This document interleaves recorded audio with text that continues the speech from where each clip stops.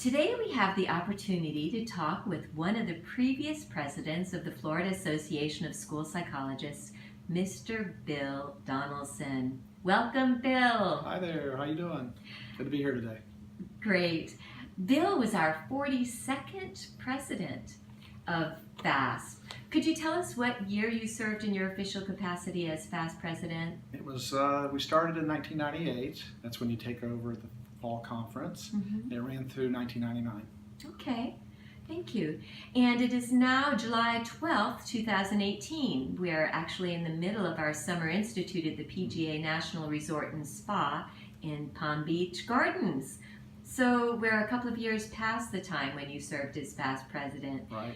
Could you tell us a little bit about what you're up to now? Well, I'm glad to be alive, for one thing, and it's interesting to be back at the Summer Institute, where some of the same topics that we were dealing with back in 1998, 1999 are still at the forefront of school psychology.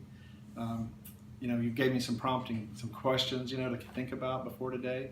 And one of the things I ran across when I was going through my archives of things I probably should have shredded by now was some of the challenges that we ran into initially, or major events that happened there when I first started my presidency, were the death of the then governor, very popular governor, Lawton Chiles. And FASP, it was when it hit me that weight of being the president hit my shoulders, that boy, this is something we need to really do a good job with and make sure that we follow through on as far as our commitments to serve children and be respectful of the folks that have done good things for children over the years. So I brought you a present today. This is actually the letter that Lawton Chiles' wife sent us to FASP as we donated to their charity there in Tallahassee. So it's kind of the original letter that she sent us, and it was really, really nice. So it's nice that as you go through all your materials that you need to kind of shred at the end of your career, right, that you find some gems along those ways and pass them back to the historian. Right, thanks, Bill. I do think that's an important document to be put in with the historical archives. Right. So could you tell us a little bit more about some of the events or accomplishments that took place under your leadership when you were FASP president? Sure. Yeah, the things that kind of remind me of what we're doing here at the Summer Institute too. We had just had the Columbine shootings, the Littleton, Colorado shootings, and a number of things were changing across the country as far as the just events of the times that prompted a lot of the focus on school safety. What are we going to do about these things that are happening in the schools? And it prompted a lot of what NASP was doing, what FASP was doing, as far as responding to that, crisis intervention teams, our Summer Institute that we did to focus on school violence. A lot of those things happened from those kinds of events. And the world was changing. IDEA 97 had come out just a year or so before, or two, and we were starting to see the regulations coming out from that from Tallahassee, and a major focus on functional behavioral assessment, both academic and behavior. So a lot of those things were starting to happen. Those were big events at that time. So, and it sounds like some of the accomplishments actually tied into some of the challenges that occurred. Right. Do you feel like there were any other specific challenges that happened during that time when you were the president? One of the things that, just from a procedural standpoint, when you come on as president, you've got 35 approximately board members that I had at the time, and we had some focus the years before on some things like developing the new FASP charity arm, the Children's Services Fund, and we got away from our work groups. So a major focus that I had, because I'd been a part of actually a group that kind of came up with that idea of the work groups years before, was to resurrect those work groups and make the time at the board meetings more functional, more focused, so that the committees could get together and come up with some work products and some goals and some plans for things to move forward. Well, that's interesting because we're still doing the work groups and we are are very goal-oriented. Another major focus was because of these violence kinds of issues that were bubbling up with Columbine and Littleton, Colorado, those kind of shootings and things like that. We were a major focus was the SAVE, which was the major legislative push to get a bill passed, which is not an easy thing to do. So there was a major push from all my committees to kind of be a part of that initiative. We came close. We, I think, got it passed through one arm of the legislature in Tallahassee, but we didn't get it passed that year. And we kept working at it, and it's one of those things that just is very hard to do. But we did raise a lot of awareness in Tallahassee about those issues. Great. That sounds very important. Were there any other political, environmental, or personal influences on your presidency that you feel comfortable sharing with us? A major issue was that whole move toward functional assessment. That, early on in my career, personally, I was influenced by some of the people I went to school with. Pam Abrams in Orange County, along with Sue Harity and Patty LeBreau, had developed a curriculum-based assessment manual. And that was just one of those things that was just, to me, absolutely novel. It wasn't your traditional assessment. It's something that we kind of latched onto in Osceola County in our early years and seemed to make more sense than some of the traditional assessment.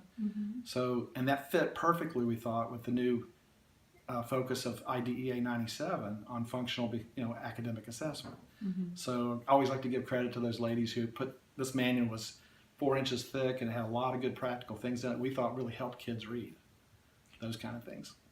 That's great, and it is helpful to honor people that have helped us and have helped education. The other thing is just the people that I worked with, both in the districts I worked in and the leadership that I had, that gave me some freedom early on to be in roles outside of the traditional role of school psychology. I started out for about 10 years as a traditional school psychologist, and then when Section 504 became the big thing, my district was a little bit thinking ahead and created a position that I took that gave me the freedom to be involved in training. So I learned a lot about professional development.